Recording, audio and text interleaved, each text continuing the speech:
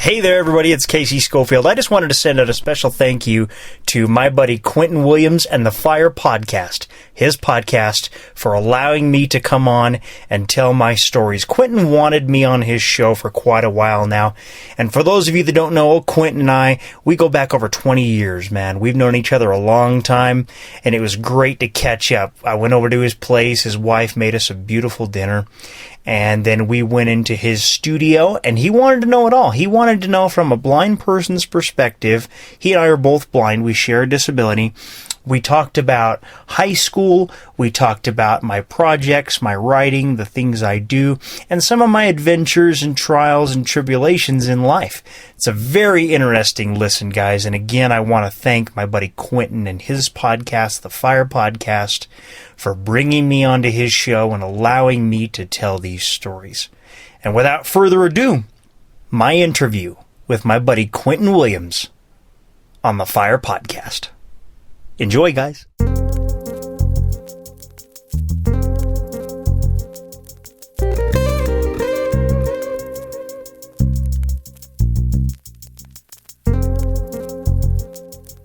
Welcome to the Fire Podcast, a show dedicated to interviewing those who are fearless, inspiring, resilient, and engaging. Stories told on this show are incredible examples of overcoming adversity and facing life's challenges. Thank you for joining us. Hello and welcome back to the show. I am your host, Quinton Williams, and on today's episode, I interview a good friend of mine named Casey. Casey has gone through an extraordinary amount of challenges since he was a little boy. Casey gets right down and raw with us on this episode and takes us for quite a ride. I hope you guys have as much fun with this as we did. Without further ado, let's get right into the interview. Hey Casey, I'd like to welcome you onto the show today. Thanks, man. Glad to be here. Yeah, man. So you have pretty interesting story that I'd like to cover for our listeners today. Let's start really before you even were born. Can you tell us kind of what was happening in utero during the pregnancy and then what happened thereafter? So from what I was told, my mom had a virus. I'm not sure what the name of it was. I'm not sure what it was called. But one of the things that this virus did was that it would cause babies to be born before their expected term. And with me, they had given my mom some medications to try to stop her from giving birth early. But I guess it was just my time. I was born at 27 weeks, and I was born, to give you an idea, my original birth date was May 21st. My birthday is February 25th. Wow. So that's quite a gap. Yeah. That is definitely quite a gap. I was 2 pounds, and I was about 12 inches long, and then I dropped down to 1 for a little while. When I was first born, I had a hole in my heart, and my lungs were underdeveloped. But the day they were going to fly me out to primary children's, the hole closed. But unfortunately, the lungs would require a little more attention. They put me into one of those oxygen incubators, Mm-hmm. and I was in the NICU, the newborn Instacare unit. And when I was put into that box, what had happened was because due to the exposure to copious amounts of oxygen, it damaged my eyesight. Really? I had partially detached retinas, and I had retinopathy and glaucoma as a result of that, and that's what pretty much caused my my early blindness about a month or so after I was born. Wow, that's interesting. Yeah. So, being blind at birth, you've never been able to see before, obviously, right? Right. I see light, shadows, images, but nothing is in color, nothing is in detail. It's just there. Like if I know something's there, but I don't know what it is, I just know that something is there. Okay. Yeah, because a lot of people I've been interviewing, went blind later in life where they had an opportunity to see for a while. But with you, going blind at birth. I'd be curious to hear what some of the differences are and what your opinion is of going blind at those different stages. I'll be honest with you. So when I first started, going to school and, started, being able to walk and talk and that, and my mom and my sister, they would say, "You're blind." I didn't understand that. I didn't know what that meant. I'm like, what the hell are you talking about, man? I'm not blind. What do you mean? But I didn't know, because I thought I was just, like everybody else. Because, when you're 2 years old, you don't grasp that concept. And, then, when I started to figure it out, I'm like, oh, okay. So this is what that means, I had contacts for the first little while, and it made it possible to see color a little bit, but that was so long ago, I don't really remember it very well. And that's different from when, like, people who've gone blind later in life. I remember when I was 19, I was going to the Blind Center training program out in Salt Lake. I would meet people all the time who had gone blind later in life as adults, and they were married and had kids, and it can have some serious negative issues, because some people, when you go blind later in life, your whole life changes. And so, some people would be going through divorces. Some people's kids would be kind of mad at them or resentful or whatever, because they'd have to, help their parents do everything. And I mean, I guess on one hand I can understand that, but it's from what I've seen, it's quite an adjustment. Yeah, absolutely. Going blind later in life. And I'm glad that's something that I didn't have to do, because it's, life's already hard enough as it is. Right. And like you said, you going blind at that young, you didn't know any different. So you were just living life as how you knew it. Right. I mean, you have to live life a little differently. You got to learn Braille, learn your cane skills, your computer skills and all that, but to us, being blind all our lives, that's just normal. Right. There's nothing different about it. It'd be the same thing as you going to school, learn how to read and write. Yep. It's just what you do. Yeah, exactly. So being blind, what were some of the things that you were into or hobbies that you had developed that were kind of unique to you? So I remember, first things first, when I first started school out in Salt Lake, I noticed that I was very timid when it came to a lot of things, like the washing machine or water or big animals and things like that, because when you can't see what's around you, and then when you discover these things and these things are big and loud, to me at the time, it was kind of a scary thing. Yeah, definitely. I didn't understand, like in my mind, I thought, well, these things can hurt you, and in my 2.5-year-old mind, that is what I convinced myself. The world was a big, scary place, at least at first, because when a child first realizes that they're blind, and that, and they don't know that there's drop-offs or holes in the ground or whatever, it's very intimidating. As you learn your cane skills and as you learn to use that cane, you get used to that. And of course, being blind, you just get used to bumping your head and falling on your butt. That's just part of the deal. Yeah. That's just part of the deal. It's like, I'll say this for, a lot of blind people, not all, but certainly a lot of them, it toughens you up. Yeah. Because you've just got to learn to take bruises and just deal with it. Stub your toe and all that stuff. Yep. Oh, yeah. Doors were the worst, man. I mean, you'd be hauling it down the hall and you'd see that door coming. Well, they would. I wouldn't. And then just bam. I think also being blind, too, you tend to be a lot more imaginative. My first friends, Clinton Waterbury, Blake Galbraith, Christian Phillips, and John Nation, when we, first started becoming friends, the thing I realized very early about a lot of blind people, if not all of them, is that we are very imaginative. We're very creative with our minds, because that's really all we have. We can't sit down and watch a TV show and see it for what it is.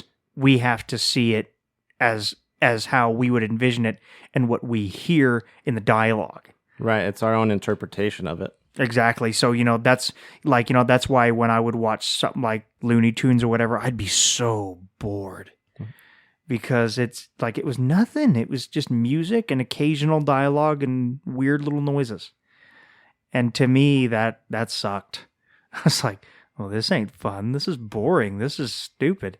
I would create my own little world. We all had our own imaginary characters we'd make up, and I had a whole list. I mean, I could go down a whole list of them. And that's kind of what got me started, doing what I do. So for the listeners that don't know, what is it that you do? I'm a writer. I've been telling stories ever since I was a small child. When I was about 3 years old, I first started making up these characters. Chris, Dan, Ken, there was a Casey that was evil, Scott, just all these different characters. And to me, these characters were like as real as you could get. And I gave them all different accents, different names, different personalities. And over the years, I would, kind of act all these out, act them all out, and my friends and I, we would do these big plays, essentially, We would act out these big stories, and every day it changed, every day it was something else. And when I was about 9 years old, I discovered that the cassette player boombox that I had, for those of you kids that don't know, they're tapes.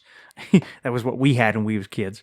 I discovered that when you hit record on a tape, it would record your voice, because it had one of those built-in microphones. Right. And I thought that was so neat. And then it kind of started to click in my head because growing up, I was always a big fan of books. I loved to read. This was late 90s, 99. So Harry Potter was just starting to come out. And, John Tolkien's The Hobbit, Lord of the Rings, all that stuff. All that was great stuff. Oh, yeah. And so I started to love to read a lot. And then I discovered this boombox, and I thought, wait a minute. I can bring my stories to life. And so I kind of created a story in my head. And of course, back then when I was 9 years old, it was a big, complicated mess, but it made sense to me back then. Yeah. And I called it Chris and Dan's Worst Fights. And that was the name of my first audio series. It was my first audio drama. I would take all of these ideas that I had when I was a small child, making up these characters and doing the voices and everything. And I now had a platform to write it down, to record it, and archive it. This series started in 1999 and it ended in 2006. Wow. It was 20 tapes long. And it was this huge, completely nonsensical audio drama.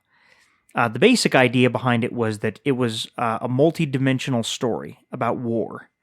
On one hand, you kind of had a sci-fi realm, and on the other hand, you kind of had like a medieval type realm, and then you had more of the like the rifles and guns type realm, and you just kind of mixed it all together, and they could travel between different realms and go to war with these different characters, and they would put everything right in that realm, and it was very interesting. I stole so much crap from so many different people to make that series.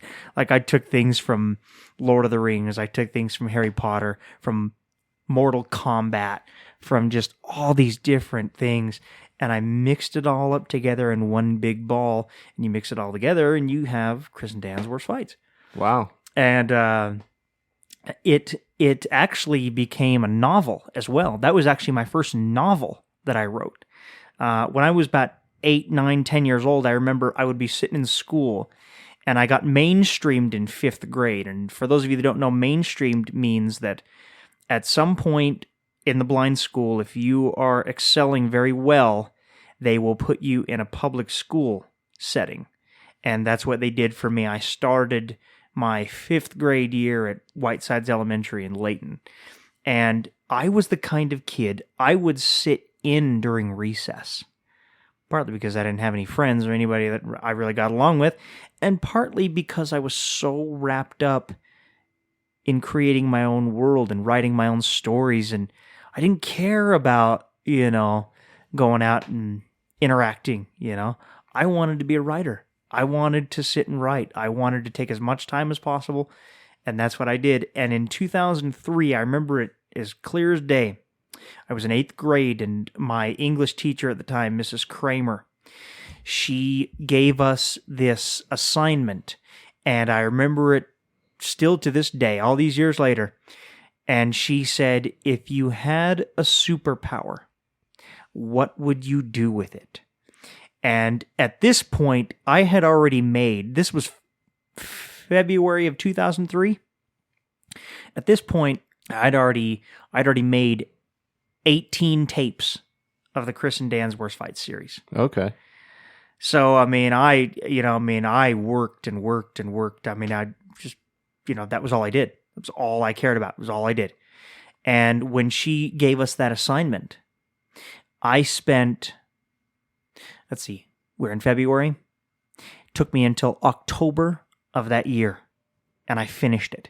Oh, wow. And it was about 2 inches thick of printer paper. It was a novel. It was a full novel, chapters, everything.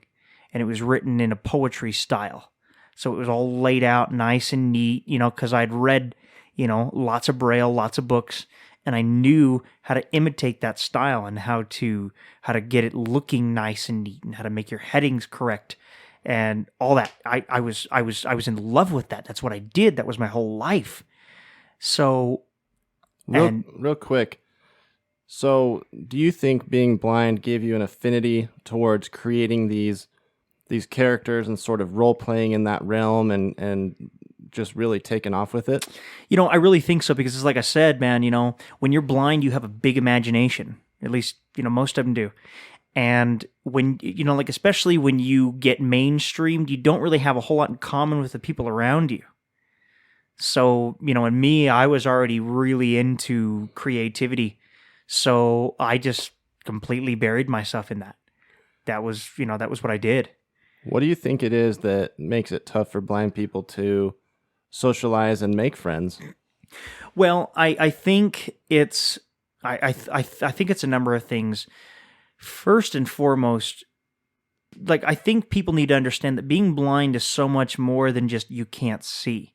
Being blind means that you don't learn the same way as everybody else. Not that you can't, you don't. You just don't. You don't learn what's socially acceptable right off the bat. You don't see people around you, so you don't see what others are doing and their mannerisms and how they're acting. So you don't understand it. It took me a lot longer to figure out, hey, you can't talk to yourself in public. Hey, you can't move your head like this. Hey, you can't. I was never really a big rocker, but I know a lot of people do. A lot of blind people, I don't know what it is, but a lot of them rock. Hey, maybe you shouldn't feel and fumble down the hall with your hands and touch everything. You know what I mean? Yeah, it's interesting because not being able to see, you can't, like you said, model those behaviors. No, you can't. And so you have to learn it essentially the hard way. Yeah, and unless someone's telling you or coaching you, how would you know? Right. And I think another big fear of mine was I was always worried that people would watch me eat. Not that I really ate any differently. I've always been a pretty clean eater, but you don't want to be the center of attention just because you're trying to eat lunch. Absolutely. Because it's embarrassing. You're sitting there eating, or you're sitting there writing a paper on your Braille machine or whatever, and you got everybody looking at you, and I'm just like, I'm just a kid too. I'm trying to live too. Why do I have to be the object of your admiration? I think that's a good distinction to make because we're really not all that different. We just can't see. And so, yeah, I think that makes people afraid, or they just think we're not approachable. The thing that I've noticed is it's one of two things. Either you are inspiring and heroic, or you're intimidating and you're a disease and people don't want to be around you.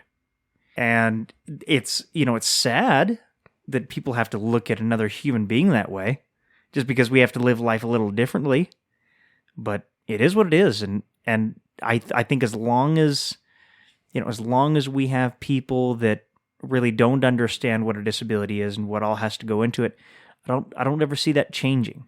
But in some ways, I think that can be a very good thing. You can take that and turn that into a very positive spin. You just have to know how to do it.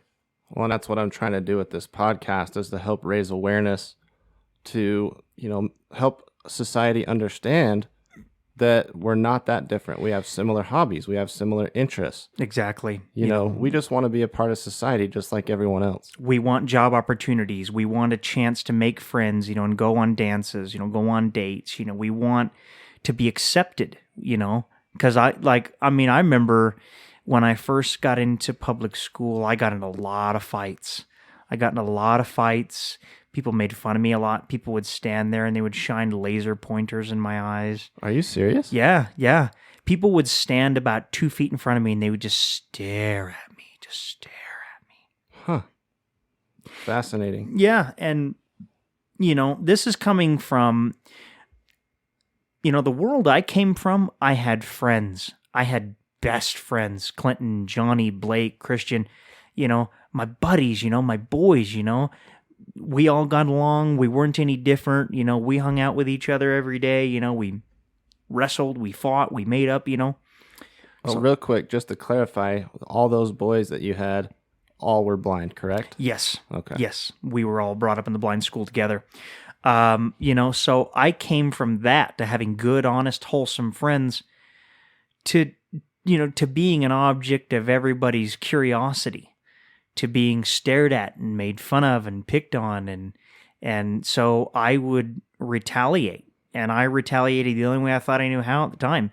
And I got in a lot of fights and I got in a lot of trouble because I would not tolerate being bullied, would not have it. And I remember for years, there was girls that I liked, I didn't even have my first girlfriend until I was 15. Really? Yeah, because, it was partially my fault because, let's face it, when you start going through puberty, you're an ass, There's just no other way to describe it. When you start becoming a teenager, and you're around girls, and you're trying to impress everybody, and especially if you have a disability, and you want to fit in, you're an ass. And I was, big time. I was loud and arrogant and rude, so maybe part of that was, to my own detriment.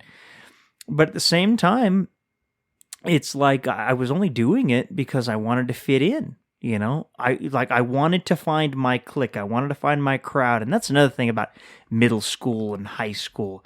You have the cliques, you have the crowds, but then when everybody knows who you are and everybody knows what you're about, there's that blind kid, let's go poke him today, or, let's go put condoms on the handle of his cane, or let's go, They did that type of stuff? Yeah. Really? Oh, yeah. Yeah. I remember there was a kid that I knew, he told me one day, he said, "Casey, stick your hand out." So I did. And he had a loaded mousetrap. Are you serious? I swear to God. And it snapped shut on my 3 first fingers on my right hand. Wow. Just and I had been disrespected and shamed and made fun of, and not to say that I was completely innocent, because again, I was not. But does anybody really deserve that? No, that's tough, man. I mean, being born blind, facing all the different trials and challenges you did, to have those continue on through your life, that has to be tough. It really was, man, because, girls don't want to be with you because you're weird and you're different and you're that one blind kid that's different that everybody knows, that some people like, some people don't. And, a lot of times, there were times when I was just the product of a lot of people's amusement. People would be like, "Hey, Casey, can I see your stick?" And they'd hit somebody, or, they'd say, "Hit so-and-so." And, and like I said, I wanted to fit in at the time, so I would, And it's very tough being blind. It's very tough being blind. And then when you get a girl to be interested in you, this is where it really gets hard socially. Then all the guys would come up and say, Casey, she's not cute. She's not this and that. That is dirty. And that, well, yeah, oh yeah, that's rough too, because then, on top of that, on one hand, it's like, but she's nice to me and she likes me and, we spend time together. But then on the other hand, again, you want to fit in. So you're subject to their opinion and you kind of let it sway you. Uh-huh. And I'm not proud of that because I had a couple of really good girls, man, who were interested in me. They were really nice girls. Grew up to be very nice young women, by the way. When you're a teenager, especially when you're a teenager with a disability, like I said, you're an ass.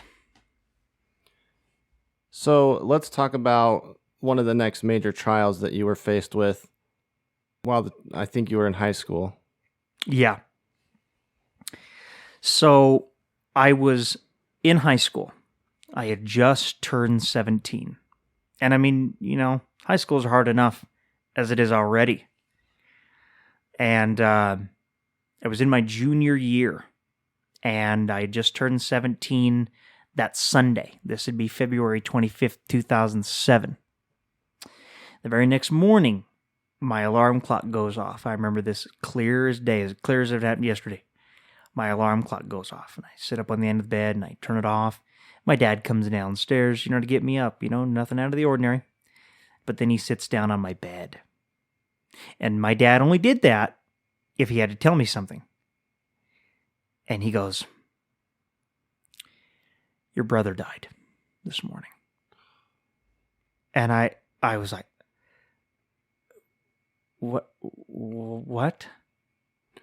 Yeah, something like that. You don't think it's real. You're in denial. It's unbelievable. Well, and to make it worse, here's what made it worse for me.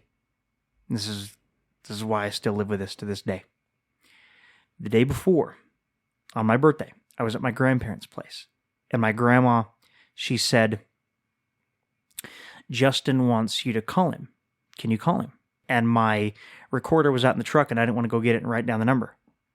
And so I said, well, I'll just get his number tomorrow, and I'll call him tomorrow.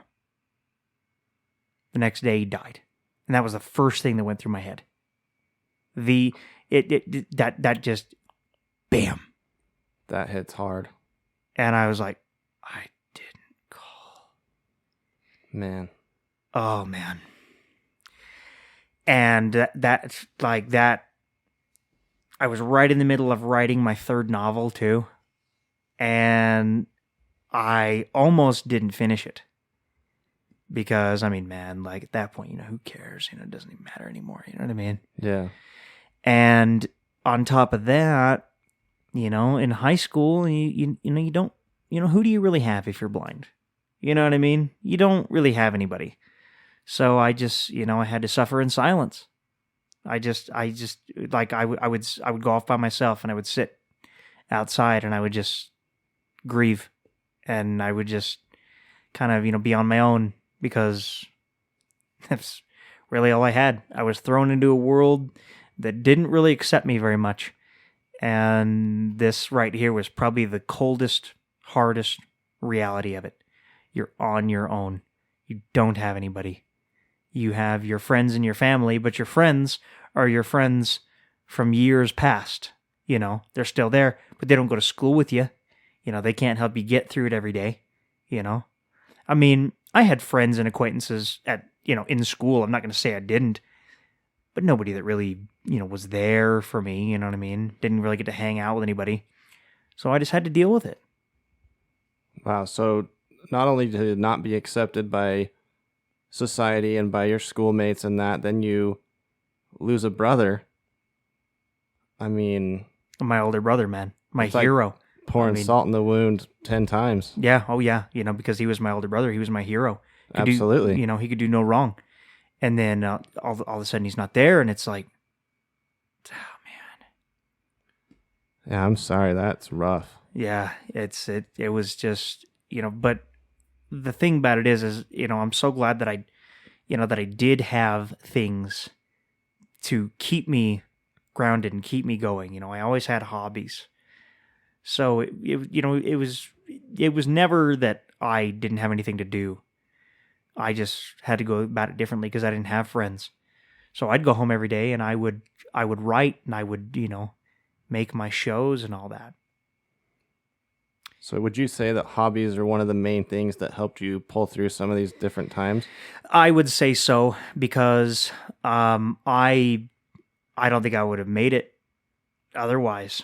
In 1999, I discovered professional wrestling, and I love wrestling like some guys love, their football or their basketball. And that was one thing that just really, really kept me grounded was that. In late '99, my stepbrother Brad and I, we started doing these wrestling shows, and we would record them on cassettes. And by the time we get to where we're at now in February of 2007, I'm about 6.5 years deep into these shows now. I mean, I'm writing my own storylines. I'm recording my own matches. I have a crowd ambient noise on another tape that I would route through with another tape player. I kept myself busy. So these productions were a big deal. Yes. Oh, yeah, they were. Because on top of, doing the Chris and Dan's Worst Fight stuff, I was doing this wrestling thing simultaneously. So I was always recording or writing. And it kept me sane. It kept me going. It kept me living. Because if I didn't have these hobbies and these writings and these projects to do, I probably would have committed suicide as a teenager. I'm going to be straight up front with you. Yeah, and I mean, who would blame you with all the different things that you'd been through? I mean, we never want it to get to that end, right? No. But you get there sometimes, and it's hard. You do. And, I mean, getting to be an adult, it's even worse. See, because when I was 19, and I'd already been out of school at this point about a year, I started a training program in Salt Lake City. Here in Salt Lake City, they have a blind center for adults. It's to help adults start independent living. They teach computers, Braille for those that need it, mobility and cane orientation, wood shop, arts and crafts, all those kind of things. You've been there, I've been there. Right. And when you go into that, you're 19, right? You're technically an adult. Right. But you don't know anything, but you think you do.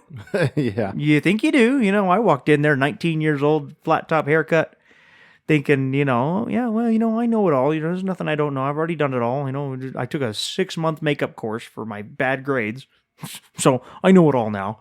Yeah, right. I went through that for about a year. I met some really amazing men around that time I was there. One of my best friends, Arthur L. Sanchez. Met him my first week I was at the Blind Center. Okay. He was 44 at the time. He was from Price. And little did I know that I would have a best friend for the remainder of his life. He and I remember I would spend like 2 or 3 weeks, months at a time at his house. And we would garden, we'd barbecue. I can't even tell you how many beers we drank. Of course, this was after I was in my 20s. This was not when I was 19. But we had a blast, man. We really did. And, I said that being blind is hard, especially when you're an adult. Well, when I moved out and I officially had my first apartment, my roommate and I, we moved clear down to Ephraim, Utah. Now, for those of you that don't know, that is clear down in central Utah. And it's one of these little teeny, if you blink, you'll miss it towns. So, I mean, there's nothing out there. Nothing. And, there's no buses, there's no anything. So we moved into this complex. Originally, what we wanted to do, Snow College was down there, and we wanted to go down there, and we wanted to go to school. But here's the problem. We loved to party. And when we moved down there, that was all I cared about. But see, here's the thing in the back of my mind. I didn't realize at the time, this would get me out of my family's house. Yeah. But little did I realize at the time how stuck and screwed we really were. Yeah. Because, like I said, there was no buses. We didn't have transportation. We didn't know anybody. We didn't know where anything was. Yeah, that would be very confining. We were trapped, basically. And I remember about 2.5 months into being there, I'd lost a lot of weight. I wasn't eating. I was drinking a lot because I was getting really depressed. I mean, we moved down there in the dead of winter. We moved down there in December of 2010, okay? And that year, I mean, it snowed buckets. I mean, you go outside and you're up to your knees in snow, okay? So it's not like we were going to go anywhere. It's not like we could go anywhere. Yeah, even if you wanted to. Even if I wanted to, we couldn't go anywhere. And I decided one night, you know what? I had had a puppy for a couple of weeks, had to give her up because I couldn't train her properly, couldn't find anybody to help me, didn't have any money. So I gave her back, and I had my maintenance guy go get me a bottle of whiskey, because I wasn't quite 21 yet. And I said, you know what? Screw it. I'm going to commit suicide. And my buddy, my roommate, had left that weekend to go with his family. And this is February 2nd, 2011. And I took the bottle upstairs. I had my buddy's dog with me. And I drank that bottle like I was dying of thirst and needed water. Wow. That was my plan. I said, you know what? At this point, I'd lost my brother. I've been disrespected and bullied all through school. I just, and then I get down here and I'm failing as an adult. I can't do anything right. I'm blind, so I'm trapped. I don't know anybody. I give up. And I did. I tried. And I won't go into the details, but it was a bad, bad night. Really bad night. Yeah, I can imagine. But it was also a very, shall we say, it was a wake-up call, shall we say. Because when I woke up the next morning, I had met some neighbors came to my door, and they'd kind of woken me up with their knocking. And I go downstairs, and 2 doors down from me, there was a bunch of Polynesian guys. And they had met me, and they asked me, they said, hey, man, is there anything you need? Because they were about my age, a couple years younger, maybe. I was 21, maybe not quite 21. And I'll tell you what, man, those guys saved our lives. They did. They saved our lives down there. When we started meeting people down there and getting to know people and getting help, that's when things started to turn around. We had some of the best parties with these people, man. I mean, we would stay up all night. And I'm talking from 9 o'clock at night till 10 o'clock next morning. We'd be eating barbecue. There was more beer and whiskey going on than I could ever even imagine. I mean, we had a blast. See, and this right here, this was the kind of acceptance that I had wanted, that I'd begged for ever since I was in high school, ever since I was in junior high, I wanted to do this. I wanted to hang out and have a good time with people, but nobody ever invited me anywhere. Nobody wanted to do anything with me. That, and I was always grounded because I had bad grades. So, this right here, I was young, I was 21. This was it, man. This was cool. This is, finally. But I mean, being an adult, catches up to you, and, sometimes you get screwy landlords, and, well, after 9 months of that came to an end because I just, there was things I wasn't willing to pay. And so I left. And did you move back north at that point? Yeah, I did. I moved back to Grandma and Grandpa's, and they let me stay there, and I stayed there for about the next 2.5 years. Did a little bit of traveling. Got a job for a little while, but I didn't care for that. I worked at a sheltered workshop, and I enjoyed it for the people, because I'm a big people person. I like people. But the environment itself, I just wasn't happy. I didn't like, being told what to do as if I was 5 years old. I didn't care for, being, treated like I was at the bottom of the pole instead of up here. So yeah, you deserve respect, and you're there to get work experience and that kind of thing. You're not there to be babysat or anything like that. Exactly. I remember, dude, like I would bust my butt at that place. I remember we used to load great big heavy boxes. Had to have been 60-pound boxes, if not more, of parts and equipment onto this big conveyor belt. And you had this dude there. He was just a client there. And, he'd be yelling at everybody, no, you're not doing it right. And I'm just like, look, dude, you do your job, I'll do my job. It was just not the kind of environment that I wanted. And I felt after about 6 months of that, I'm just like, you know what? I deserve better than this. So I left. And I went on vacation and traveled to Vegas and Portland and had a great time. Got some traveling experience in. I can tell you right now, getting on a Greyhound bus and going from Portland, Oregon to Ogden, Utah is one hell of a ride. Let me tell you, 18 and a half hours sitting in one spot. You can imagine. Oh, I can. I've been on Greyhound. Not that long, but I did take a trip out to Denver once, and I think it was like 14 hours or something. And that cured me. I never used Greyhound again. That sucked, man. It really, and then on top of that, I had a bad migraine and I had an ear infection. I had water cloggage in my right ear.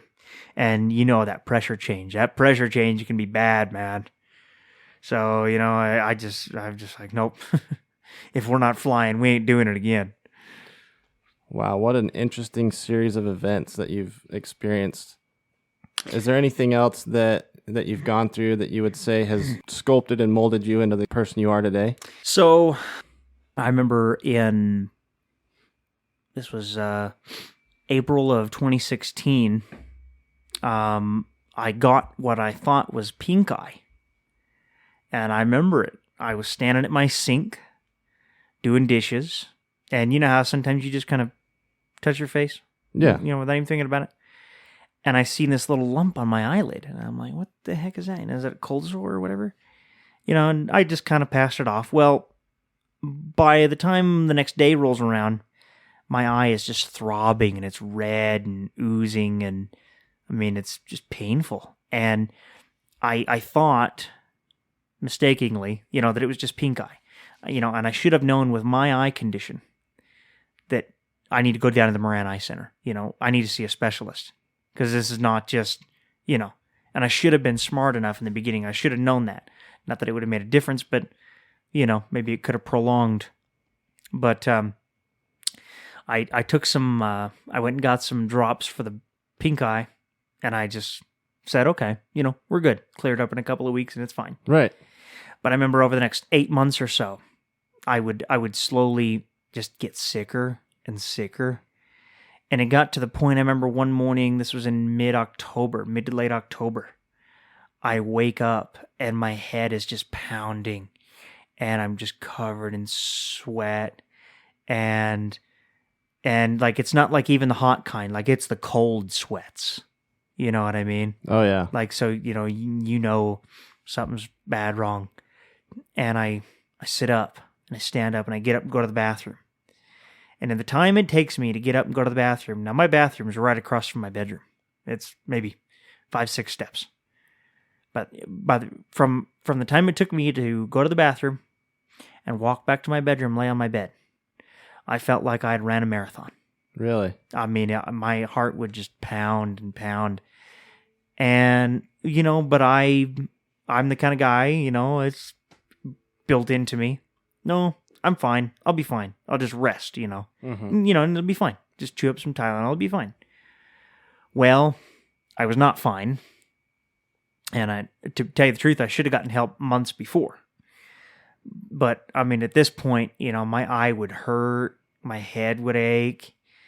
And in November, my sister came down from her place in Salt Lake that she lived at the time.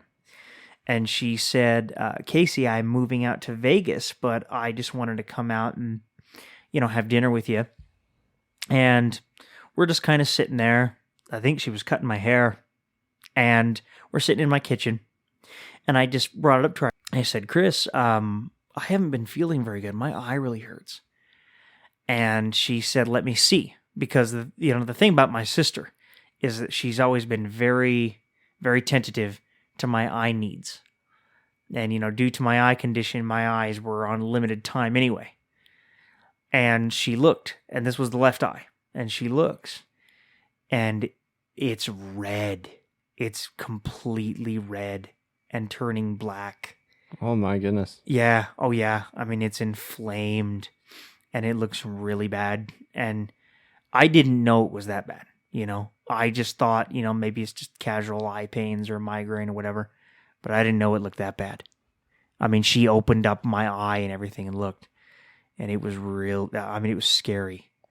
And so, were you afraid of like a major infection at this point? At this point, that's what I thought it was, because I didn't know. I mean, I probably should have suspected, but who knows with that kind of thing? You know what I mean? Yeah. I just thought maybe I could take some antibiotics and it'd clear it up, and I'd be fine. But also, what I started to notice is that I was losing my vision in that eye, and that I couldn't see very well out of that eye. I remember I used to go stand in my closet, and I'd take my iPhone and I would shine my flashlight in my right eye, and it was normal. And then I'd shine my flashlight in the other eye, and it was this teeny bead of light that I could just barely see out of the center of my left eye. And I'm like, oh no, this isn't good. That's not recommended, by the way. No, it is not. But, I wanted to test it, Yeah. I wanted to see. And so we went down to the Moran Eye Center, and they did tests, and they did all kinds of tests, pressure tests, glaucoma tests. Pressure was good. Everything looked good. And then they did an ultrasound on my eyeballs, and I did not know that they could do that. And what they found in my left eye was that it was black and calcifying. Really? It was basically decomposing. It was rotting in my face. Did any of the rest of your face hurt at all? No, but I mean, I'd get bad headaches. Yeah. But I found out, my surgeon, he told me, he said, your left cheek is starting to atrophy a bit. And he said, the reason why you're getting these headaches, the reason why your heart's pounding so hard, is because your body is trying to supply blood to an organ that's dead. And he said, Mr. Scoffield, if you don't get this taken out, then you're going to die. Oh, it was that serious? Yes. Oh, yeah. I mean, at that point, I was at emergency surgery status. He said we could do it before Christmas, but I want you to enjoy your holidays. This was on December 7th. I mean, it was that bad. Wow. But he said, I'll tell you what we're going to do. He said, we're going to do what's called evisceration eye surgery. There's two different kinds of eye removal surgeries. There's enucleation, which is complete severing of the optic nerve and complete removal of the eyeball. Okay. Or there is evisceration, where they go in and they basically gut your eye. They hollow out your eye. That just sounds terrible. It was awful. And what they do is they go in and they hollow out your eye like a pumpkin, and they put in a 20 millimeter ball with holes in it so your nerves can grow back through, and they put a conformer in the front, and they sew everything up, eyelid included, so that, everything heals properly. Sure. And I had that surgery done January 13th, 2017, which was a Friday, by the way, for all you horror enthusiasts. Now, the surgery itself, that is a hardcore surgery. That is, that's not like just, let's, tape you up and you're good to go. No, no, no, no, no. That is a very invasive surgery. It's very close to your brain. And, I mean, it's a brutal surgery to go through. Absolutely brutal. Yeah, I can only imagine. Yeah, and it took about 24 hours for the drugs to wear off. And my dad was the first one to kind of say, hey, I'll take him. My dad has a house up in Star Valley, Wyoming. So, he thought, the isolation and that would, do me some good out there. And when the drugs wore off, boy, by the next morning, I was not prepared. Let me tell you that right now. I was not prepared. I would pride myself on being a tough guy, but the amount of pain that I was in was unlike anything I have ever experienced in my entire life. Really? It hurt day and night. It pulsed and throbbed and screamed day, night, all day, all night, regardless of the pain meds. The pain meds just made me nauseated and sick and gave me bad dreams. I slept for 2 hours a night for the first 2 weeks, for the first 14 days. 2 hours a night, if I was lucky. Would sitting up or being in different positions relieve it at all? Well, I couldn't lay down flat. I had to sleep under like 4 or 5 pillows. I had to sleep kind of propped up because I couldn't lay down. Yeah. And still to this day, not that I can't, but I still sleep with 2 pillows under my head nowadays because it changed how I slept. Sure. I couldn't roll over. I had to get in one position and stay there. Because if I dared to even roll over, if I got out of bed, anything, it took great effort and planning. Like I remember just getting out of bed, I would have to first slowly sit up. Then you turn your butt sideways. Then you slowly put your feet on the floor. Then you slowly get up. There's no bending over. There's no bending forward. There's no squatting. There's no sitting down on the floor. Because when you don't realize how much you use those face muscles until you can't. I mean, it was that bad. I mean, my dad had to help me go to the bathroom and get in the shower for the first 2 or 3 days. So would those different positions put undue stress or pressure on the eye, or what was the reasoning behind why you couldn't move those particular ways? Just immense pressure. I mean, pressure to the point where it felt like your face was going to explode.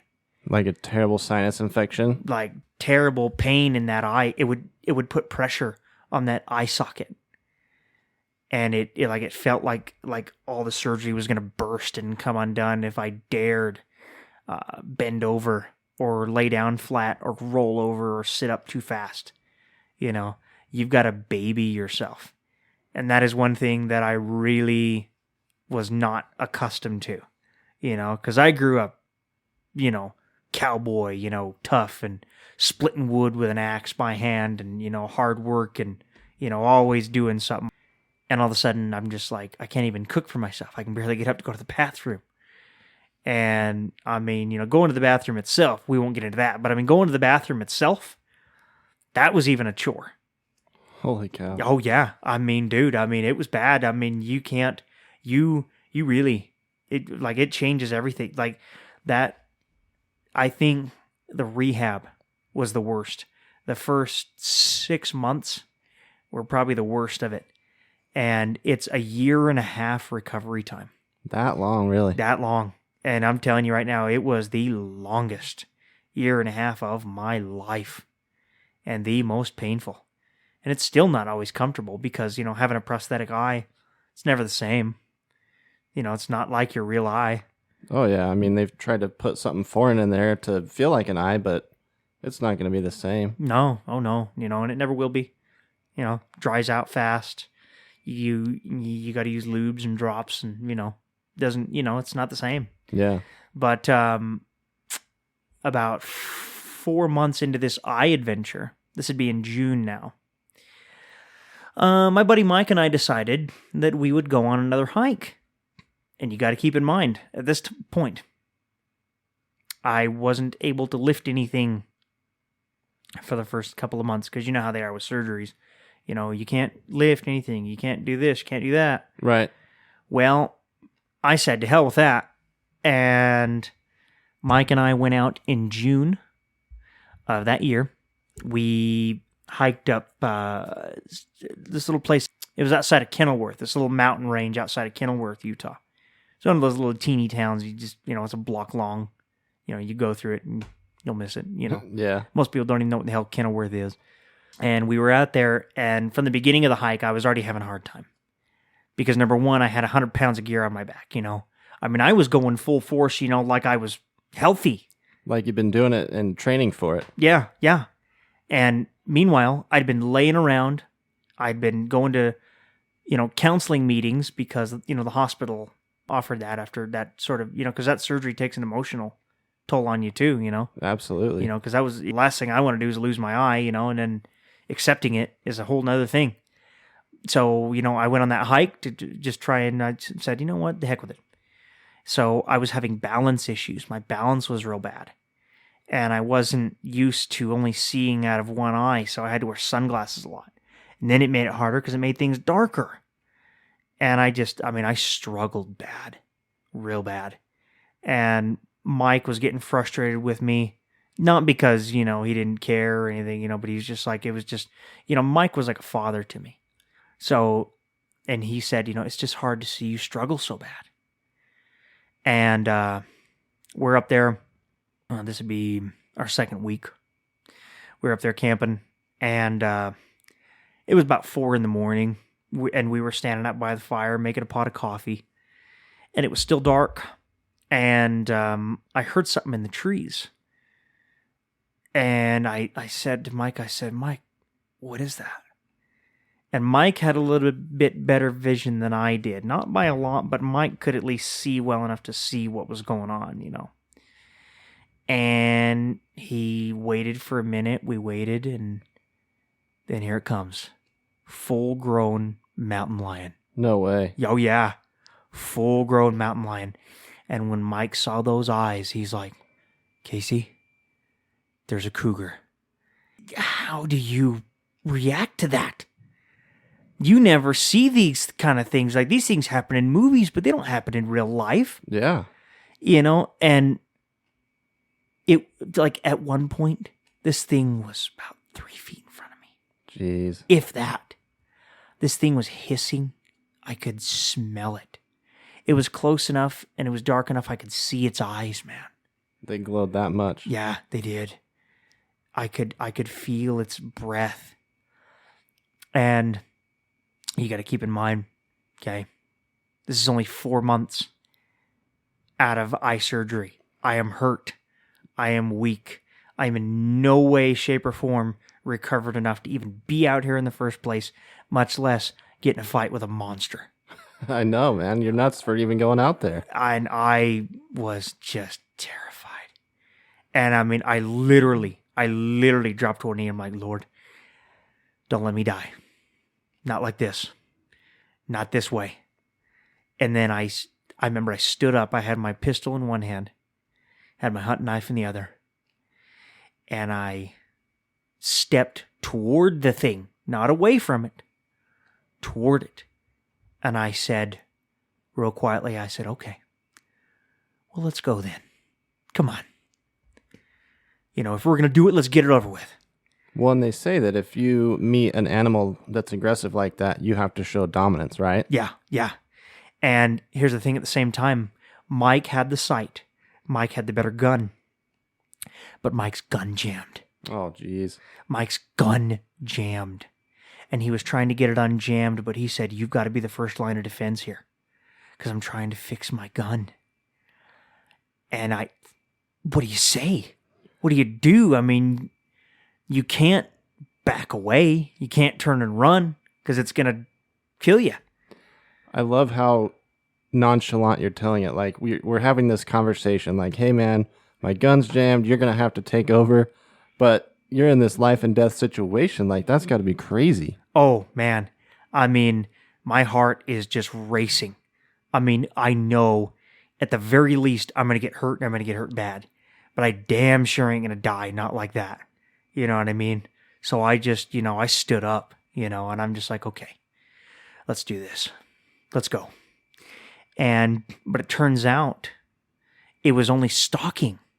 So it backs off into the trees a ways. And I was watching this thing. I was listening to this thing.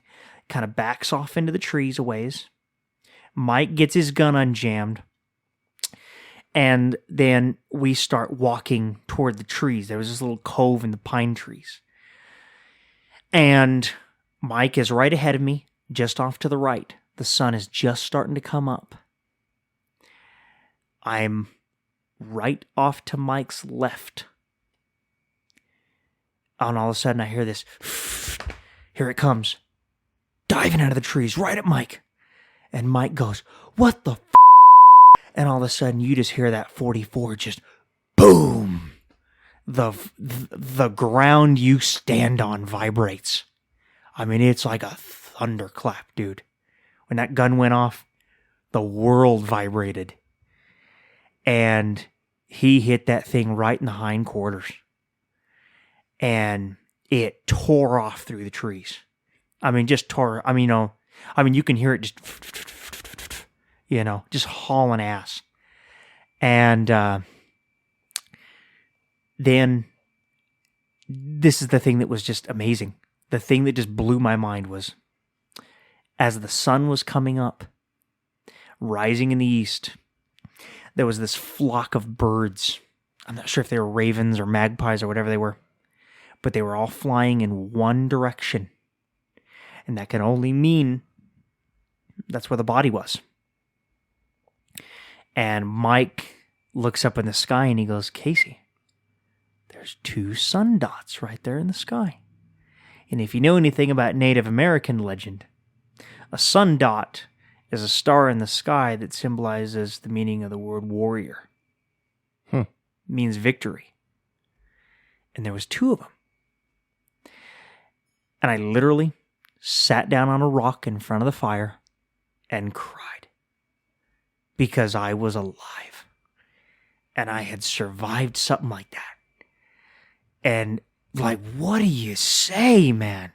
What do you say? Like, nothing can ever prepare you for something like that. No way, man. That's insane. It is absolutely insane. And then you know how he thanks me? You'll get a kick out of this. And, I love Mike, man. And Mike and I have talked about this, it's water under the bridge now. It's all good now. But 2 days later, we hadn't really been getting along very well. Just tension. Well, how long were you out there again? 2 weeks. So that's a while. Yeah. And so a couple days later, we hike up from where his motorhome is parked. Just a couple miles, 2 or 3 mile hike. Now, hang on a minute. He's blind and he's driving a motorhome. Well, no, the motorhome was parked in his buddy's property. Oh, okay. So, he wasn't driving it. It was. I just wanted to clarify. Yeah. No. It was parked there. So we hiked back up in. This was early morning, about 9, 10 o'clock in the morning. Didn't have my phone with me because it was charging. And keep that in mind because it's important in a minute. And this is out in the desert. The sand, the cold, the dust. There's no groundwater anywhere, not that I could see. Right. And Mike, he goes, "Okay, what I need you to do, I need you to pack up all our stuff, and I need you to get all this ready. Then I'll come back up." And Mike left his phone with me. And little did either one of us know the phone was dead. How convenient. Yeah, how convenient. I guess we'd forgotten to charge it the night before or something. And so I start packing. And it's getting hotter and hotter. And I'm drinking more water, and my water supply is getting real low. I mean, at this point, it's like drinking coffee. It's that warm. Yeah. And they say that warm water is better for you in a dehydrating situation. But I mean, dude, water's water at the end of the day. We reach about hour number 3. And by this time, it's about noon, 1 o'clock in the afternoon, maybe, I would judge. It's about 120 degrees where I'm at. And I'm hallucinating at this point. I'm kind of slipping in and out of insanity, because it's so hot. And were you hiking around with all that gear, or were you still just hanging out at camp? I was hiking around with my stuff, trying to get all the rest of this stuff packed up. Okay. Packed into my bag and, getting all our tools, trying to find as much stuff as I could. And, I can't find it all because, my coordination isn't the best, number one, and I don't know where Mike put all his shit. So I'm just kind of, I'm just like, I'm slowly dying. I can feel it. You know what I mean? And, keep in mind too, my body's just not equipped for this. It's not ready for this. And that was something that I needed to accept even before I went out there, but I didn't. So that starts, kicking in, like I'm tired, I'm exhausted, like I'm hurt, shouldn't be doing this. And so at one point, this is about hour number 4 now. And I mean, I'm dying now. I know I'm dying. And so I pull out the phone out of my pocket to call my grandparents, to say, hey, I'm not coming home. Yeah. I'm not going to make it back. And the phone was dead. And at that point, I just put the phone back in my pocket. I dropped my pack in front of me. And I laid down in front of that cove in the pine trees where we had chased that mountain lion a couple days before. And I just laid there on the pack with my water. Pulled out a piece of jerky. And just laid there. I'm like, well, this is it. And just laid there for a few minutes. Just kind of listening. Kind of trying to get my bearings and everything. Everything I ate had dirt in it. My jerky, my food that I brought with me, everything I ate had sand in it. Dig in my pocket to get a piece of licorice or some jerky or some sunflower seeds or something like that. I was just sand just everywhere, in my hair, in my eyes, in my clothes, everywhere. Yeah. But, I had to eat something, so I'd eat the sand too. Sand in my water, drink the sand too. And I'm just laying there, and then all of a sudden, I hear something coming up the mountain. And I thought for a minute, well, it's a mountain lion. Well, I'm even worse off this time. Right. And it was Mike, and he's just yelling at me. He's like, get up, man, let's go. We got to go right now. Get up, come on. He's all cussing at me and yelling at me. And it made me mad. But I think it saved my life too, because it made me mad. So Gave you that energy. Yeah. So I got up and I heaved that 100-pound gear on my back again. And he's like, come on, let's go. And I mean, you got to think at this point, I wasn't me anymore. I was gone. I was on autopilot, complete autopilot. I start hiking down that mountain. I trip. I fall off this little cliff, land on rocks, So now I'm bleeding. Now I'm hurt. Like even worse than I was before. And and then I get up and I just keep going. It's a steep, huge inclined hill. And I'm going down and I have 100 pounds of gear on my back. I have my water on my arm. And I have more gear on my other arm, plus my cane in my hand. And I just can't do this. But I'm like, but you have to. You have to, because you have to live. And I remember at one point, Mike was like a mile ahead of me and screaming at me. And I'm just like, Mike. And then I remember at one point, my gun was in my bag. And, I'm just going to go off the record and say it right now. And Mike knows this. I just screamed, I'm going to shoot you, Mike. I'll kill you, Mike. Because like at that, like, I mean, I was insane at that point. I was dying of heat. I didn't have any water. You drank all your water supply. Pretty much at that point. I mean, there was a little bit left, but I had to use what was left, maybe like a quarter inch in the bottom to get down that mountain, to get through those weeds and all those thorns and everything. And I finally made it to the road, over an hour of hiking, that sun just blazing down on me, man. Just burning me everywhere, and I'm bleeding, and I'm sunburned and hurt. And I finally make it to the road. I almost get hit by a truck because I couldn't get out of the way real fast, And I just kind of flung myself to the side, kind of staggered into somebody's yard for a minute, and I just kept walking, kept going down the road. And finally, I make it back to camp. And when I make it back to camp, I crawl up into the motorhome and I just lay there on the mattress. And, they gave me cold water. Mike and his brother was there, and I was supposed to be riding out that day. And I just laid there. Mike's brother took me back up to the train in Provo, and we had to stop at the gas station. He got me a couple of bottles of ice water and some Gatorade. I mean, man, because I was dying. And I remember sitting on the train, there's this good looking girl said hi to me, and I was all embarrassed, because I had this long curly hair, but it was just, it was full of dirt and sand and coal, and I was just filthy. And I remember when I got home, I dropped my stuff in the doorway, took off my clothes and went and laid in the tub, and I'm like, wow, I'm alive. And I'm just like, it is insane what I just had to go through, but I am alive. And my buddy come over about an hour later, my neighbor Greg at the time, my buddy Greg, and he looked at me and he goes, dude, what the hell happened to you? Man, it was a journey, man. I'll tell you what. What a story, man. And and people have asked me over the years, they're like, well, is it true? And I'm like, you bet it is. Every word of it. Wow, that's really an incredible story and adventure. Yeah. Oh, yeah, man, you're telling me.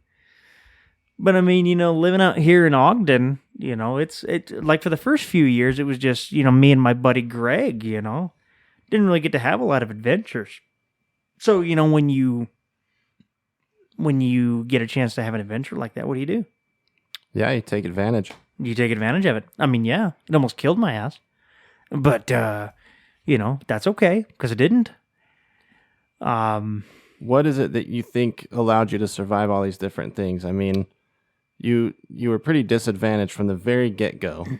What do you think has afforded you the opportunity to keep living and keep going on adventures and keep having these types of experiences? Just pure will. Because I am stubborn. I am not going to lay down and die. I'm not going to lay down and be told what to do. I'm not going to just go, oh, okay, well, this is how it is. Okay, well, it's the will to keep going and keep living and keep learning and keep doing. I'm not wired to be a quitter. I just can't. I'm just not built that way. Yeah, I mean, a lot of people in your case, having gone through all those things, would have given up much sooner, I would imagine. I would imagine, but I just, and I mean, believe me, I'm not going to sit here and say, oh, I never, because I wanted to give up multiple times, but I just couldn't, man. I just could not, and I mean, if I thought life was hard then, it didn't stop there. Are you serious? Oh, yeah, because after the eye thing, after the desert thing, I started in January of 2018, I started looking for jobs. And I remember clear as day, I went down to the Blind Center that day, and I was looking for a job, and I got enrolled into their employment program, and I was on my way. I was doing good, looking for a job, and I remember coming home on the bus that day, and I met who would become my then girlfriend, Jamie, on Tinder. Who'd have known, right? Right. But I remember laying in bed, about a month later, I wake up and, how sometimes you stretch, you touch yourself wherever, not to sound dirty or anything, but that's, just sometimes, how it is. And I kind of did a double take, and I noticed that I had a hard lump on my left testicle. And I'm like, well, now wait a minute, that's not normal, and I mean, as a guy, we know what our nuts are supposed to feel like. Right. And, they're not supposed to be, with a hard marble-sized lump on one side that looked like an almond, That's not normal. No, that's definitely abnormal. Yeah, and, the first thing that went through my mind is the big C word. Yeah. And it took me like a month or so to go in and get it looked at because, I didn't want to, Right, yeah, it's a little bit of a sensitive area. Well, that, and, you just, the way culture is, sometimes you don't talk about those things, or, or, in the case of cancer, sometimes you don't want to know. Yeah, you don't want to have that inevitable question answered. Diagnosis, and then going through all the crap that goes along with that. But I finally just, through my girlfriend at the time and my grandparents, I just said, okay, I'll do it. And I went in mid-March. We did all kinds of tests, couldn't find anything. Couldn't really find anything, and the tests were all kind of coming back inconclusive because for some reason I guess they couldn't test it without actually having it. Okay, and did they do biopsies or anything? I guess, but I'm not really sure how all that works out. You know what I mean? I'm not really sure how any of that works. So finally, they scheduled me for surgery on April 27th, 2018, to have my left testicle completely removed. And my surgeon on the day of, he said, I'm just going to be straight up with you, son. He said, you may want to prepare for the worst. You may want to prepare for chemo and radiation.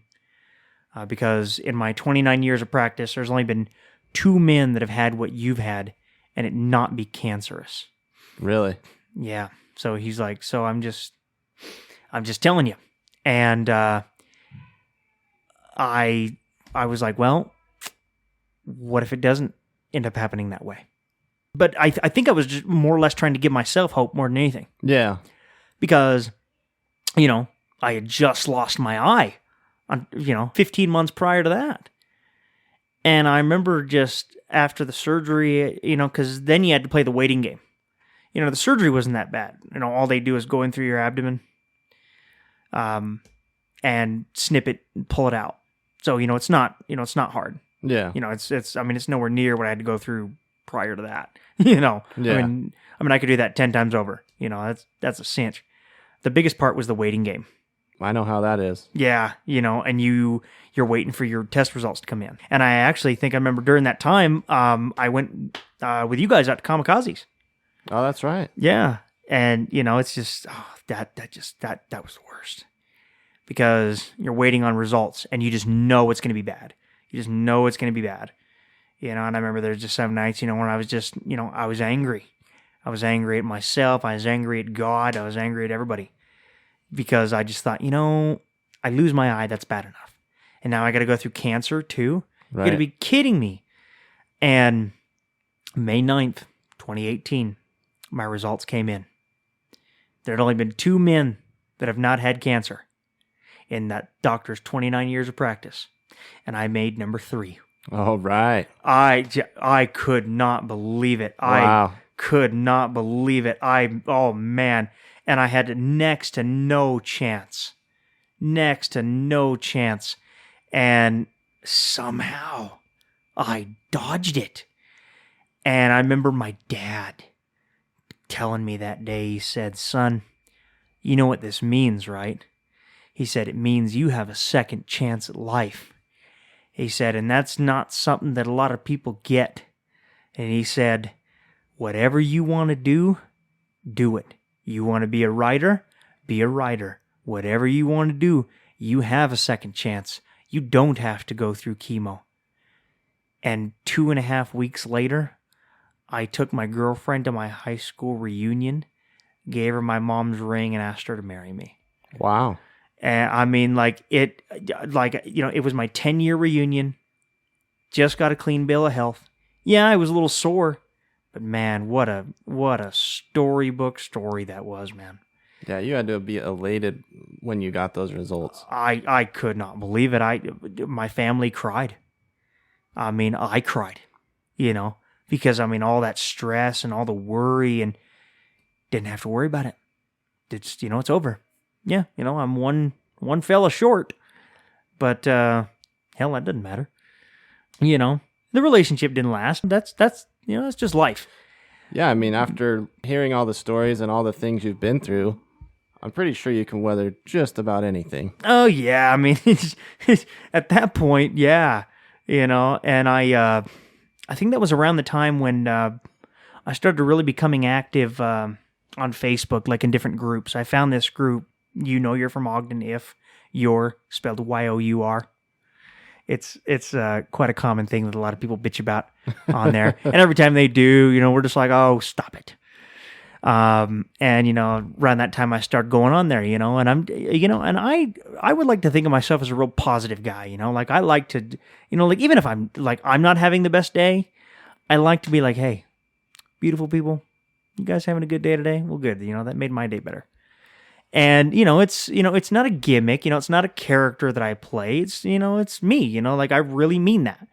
Because when you go through all the things that I've had to go through, you learn to embrace and appreciate life. You just love to live life. And so I started doing that. And then all of a sudden, I started getting really famous. Didn't mean to be. Didn't entail getting famous. But I remember last year on my birthday, I posted, that it was my birthday. Last year, this was 2019, in February 25th. Posted them on the Ogden page for my birthday, and I just said, hey, it's my birthday, man, just sitting here, just chilling, Over 500 likes. Really? And 600 and something comments. Yeah, and so then I started getting out. I mean, when my sister, back in 2016, 2017, when my sister and I, we were going through my eye thing, we'd start going to concerts, local music shows or, big bands or whatever. But I started continuing that. And because at this point, I'd started bringing my wrestling stuff back too. Brought it back in March of 2018. So around that time, I started bringing back the wrestling stuff. I started really getting to know people. Started to get to know local musicians and local bands. And, by the time, we're in 2019, I mean, I'm an Ogden star. At this point. That's got to give you a lot of confidence, getting that many likes and comments and that kind of thing. Oh, man. I mean, dude, just to give you an idea, my birthday video this year, because it was my big 30th this year. Okay. Got over 3,000 views on Facebook. Nice. Yeah. And I started becoming friends with all these bands and all these musicians and all these people, and and then that gave me an idea last year. Let's start up my podcast again. So I started my podcast again, and I interviewed Nate Cook of the Heavy Bucket Band, who has become a dear friend of mine. Dear friend of mine. All of them. That whole crew. The groupies, the band members. Everybody. We're all a big family. Oh yeah. Nate. I've been to so many other concerts, and I got a very good friend of mine. He's a bartender. Tommy Malonis from Kamikazes? Mm-hmm. He's a very good friend of mine. Okay. Him and Judy. I got to know him really well. And he's been damn good to me. He actually hosted my 30th birthday party at Kamikazes this year. Really? Great big banner on the stage. Both sides of the bar were dedicated to me. Big banners. I had 4 bands playing for me. On my 30th this year. I mean, half of Ogden turned up. Dude, that's exciting. It has been quite a journey, man. Excellent, man. Well, I cannot believe some of the things you've been through and how you've turned out. I commend you for that, and I hope that you continue on this wild journey and keep having these experiences and sharing them with people and helping to motivate them and give them hope and stuff if they're going through something similar, or maybe not exactly similar, but just going through a trial of their own, Yeah, I mean, at the end of the day, man, it's hard, but life's exciting, man, and it's worth it. It's worth living. It really Absolutely. is. Well, I've really enjoyed the stories, man. It's been great. Thank you so much. You bet, man. And we'll see you next time. Alrighty. Peace, guys.